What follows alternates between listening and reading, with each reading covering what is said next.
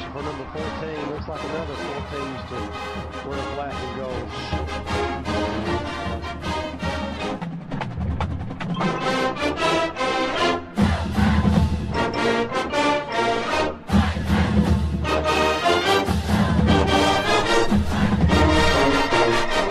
Right, firing pass, picked off! It's picked off by Joel Ross. He's at the 40.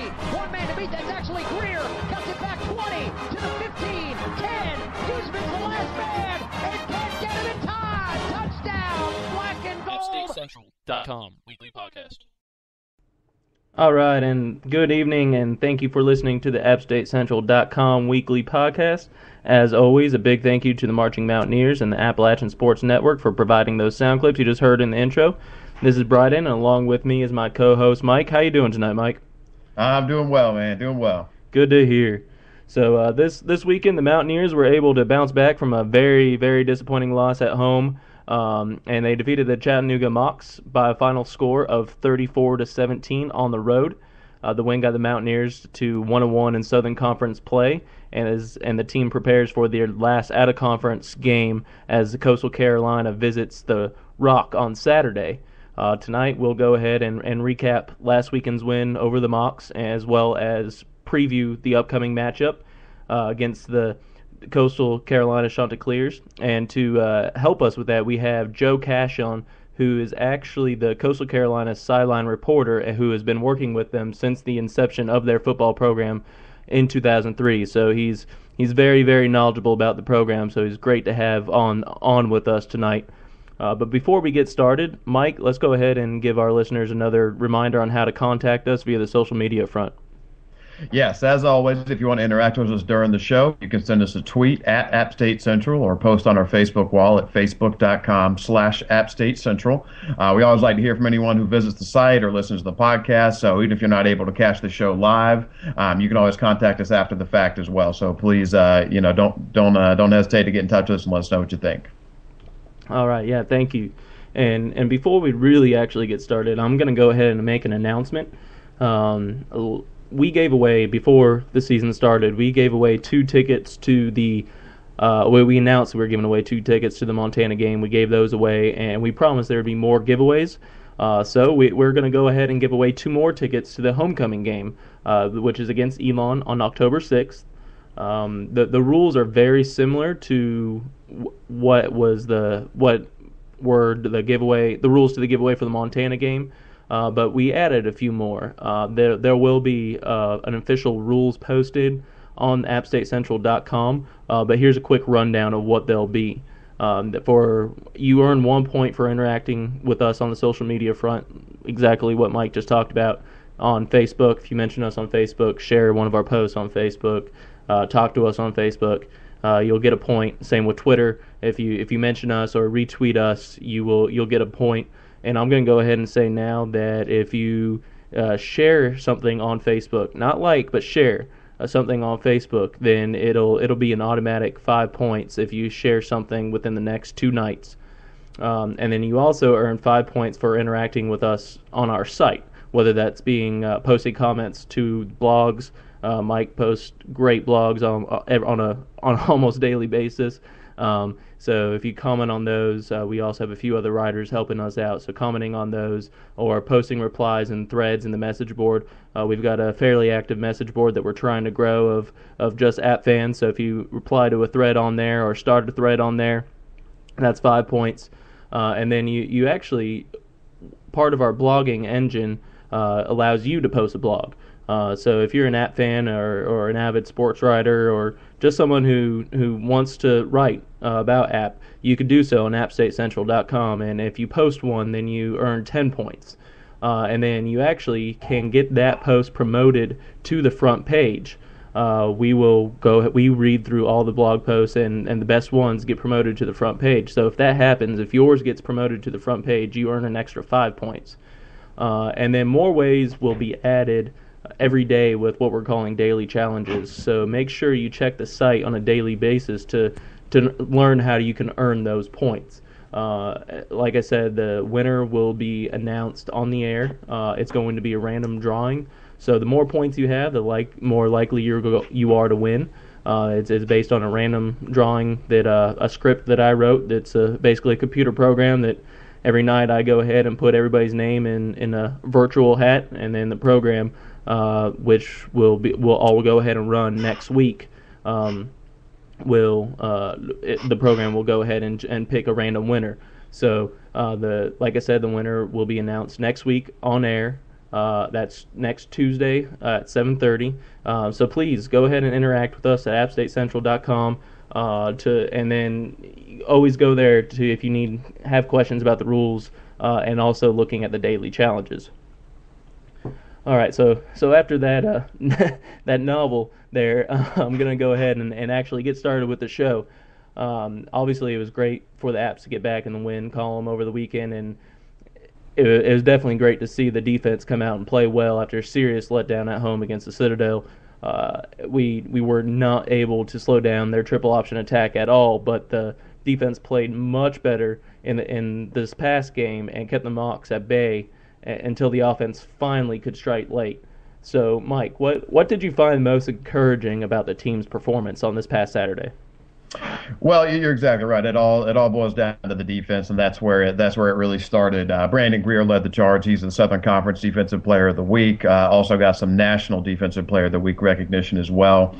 He had 7 tackles, 1 sack, a fumble recovery, and an interception. He took 70 yards to the house. So he was all over the field all day. Jamil Lott also had a great performance. He actually led the team in tackles with 8. He had an interception in the fourth quarter, and it was at a very big time too. Appalachian had just gone up 13-10, and Chattanooga had put together one of their better drives of the day. They had gotten into Appalachian territory, and Jamil Lott was able to pick him off and end that drive. And after that, the Appalachian offense was able to put a touchdown on the board. Joel Ross had a very nice game as well at the star position. He really struggled the week before when he had to kind of be slid over to cornerback in the absence of Jamil Lott. He really looks a lot more comfortable at that star position, and he had a very solid game. Came out with some big stops for us. Adam Scott, a reserve defensive lineman, he got into the game and actually had 2 sacks. They were on consecutive plays in the fourth quarter. It was a very encouraging performance from him. Might earn him some more playing time going forward. And then on the edges, the pair of sophomores, Deuce Robinson and Ronald Blair, both had good games. They both had 5 tackles, and each had half a sack. They teamed up on a sack in the second half as well. So defensively, it was a really incredible effort. They gave up 270 yards on the game, and honestly, that figure is a little bit misleading because a lot of that came after the outcome had already been decided. They put together a 65-yard touchdown drive at the end of the game when the score had been extended out to 34-10, and that was on primarily the second unit for the defense. And even the 17 points that they gave up, that it was even a better performance than you would think just from looking at the box score. 10 points came on 2 early turnovers where the Mocs got the ball inside the 20, and they were able to convert that into 10 points, and then they gave up the touchdown we talked about earlier that was late in the game after the outcome had already been decided. So the defense really looked great. They'd given up, I believe, 71 yards at halftime. They really didn't let the Mocs extend a drive all day until the very end when the second unit was in there. So it was a really encouraging performance after they had just kind of gotten gouged the weekend before against the Citadel. So it was a bounce back game for them. They really seemed to be playing with a lot of confidence, and they looked a lot sharper than they did the week before.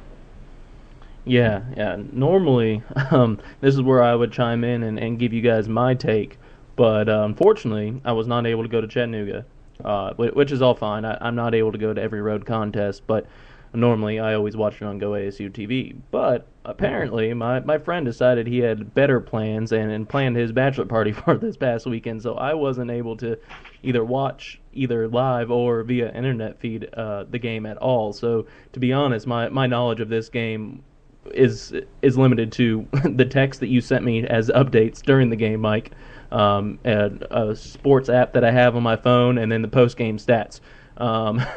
So I really don't have much knowledge of the game other than what I just said. And another bummer is the same friend, he just happens to be having his wedding on Black Saturday. So not only is he making me miss a pivotal road match this past weekend, but he's also making me miss a potentially very pivotal home contest against against Furman, who's obviously, as you know, always a great game. So unfortunately, that's a completely different fish to fry here. So you're going to have to do most of the talking and let our listeners know what happened. So from that, what concerned you from this game? Well, overall, I thought it was a really encouraging performance. Really, the most concerning aspect of the game was just another slow start. And that's just a trend that we really can't have continue as we get into conference play. Because as we saw, the week before against the Citadel, sometimes once that snowball kind of starts rolling, it's hard to stop it. And fortunately, we're able to limit the damage and really limit the Chattanooga offense. But first two possessions of the game, one was a sack fumble where Jamal Jackson fumbled it inside the 10-yard line, where they were able to go 8 yards for a touchdown and go up 7-0. We got the ball back, and Jamal Jackson threw an interception on the following possession, and then they were able to start off inside the 20, kick a field goal, and we were down 10-0 before before the game even got started. So really, that trend of slow starts is a little bit concerning. That's something we really can't have continue. We saw it happen last week against Chattanooga, the week before against the Citadel, and the week before against Montana, where they marched down the field on their opening drive. And interestingly enough, the only game that really hasn't happened was the opener at East Carolina, where we got on the board first. So, after a strong start in the first game, we've really kind of had a trend of slow starts since then. But other than that, I think there was obviously just a lot more positives to take from this game than negatives. With Jamal Jackson, he had turnovers on his first two possessions, but he really settled down after that, and I think it says a lot, not just about him, but the team in general, that he was able to recover from those two early mistakes, and from a mental was able to recover. We had just gotten blown out at home the week before. We were down 10-0 seemingly before the game had even started. It would have been pretty easy to get down and really be in a bad place mentally going forward. But they were able to bounce back. Jamal Jackson ended up going 19-30 for 268 yards and 3 touchdowns after that early interception. Stephen Miller had another good day on the ground. He had 22 carries for 94 yards, which is a positive sign. Him, showing that he can handle that load of 20+ carries per game. And with Rod Chisholm expected to be making a return this weekend, our running game should only continue to improve. And another thing I really like about Stephen Miller is that he's a very versatile player. He had a 35-yard touchdown catch in the final seconds of the first half to send us to the locker room tied and get us some momentum. And it was, it wasn't a swing pass that he took in the open field. He ran a nice route. He ran a route right over the middle, beat Chaz Moore, who's a starting corner for Chattanooga, and he made a nice grab right there in the end zone for a 35-yard touchdown catch to tie the game. And sticking to the receivers, Sean Price had just an incredible game. He's played 2 games and he's got 233 yards and 3 touchdowns. He had 10 catches for 130 yards and 2 scores on Saturday. The first score was really a highlight reel catch. It was a 36-yarder, and he was double covered. And Jamal Jackson threw a high pass up there. He out jumped the 2 Chattanooga defenders, caught the ball, came down, shook both of them off, and then was able to go the extra 2 or 3 yards into the end zone. And after he'd scored that touchdown, Demetrius McCray forced a fumble on the ensuing possession, which Brandon Greer recovered. One play later, we had a 14-yard touchdown pass to Sean Price again. From that point, it was 27-10. The game seemed to be in hand already. And then Brandon Greer was able to put the exclamation point on it with a 70-yard touchdown return off an interception to make it 34-10, and really sent people heading for the exits after that. And it was a good, solid team performance. Sam Martin, he was solid on kickoffs. He was solid on punts. Drew Stewart was 2 for 2 on field goals. Special teams looked good. We didn't give up any big returns. One thing that was a little concerning was the absence of both Kendall Lamb and Regan Duford at left and right tackle. Kendall Lamb had suffered a head injury in practice, had a minor concussion. He should be back on the field. I haven't heard any kind of official confirmation. Possibly more concerning is at right tackle, Regan Duford had an issue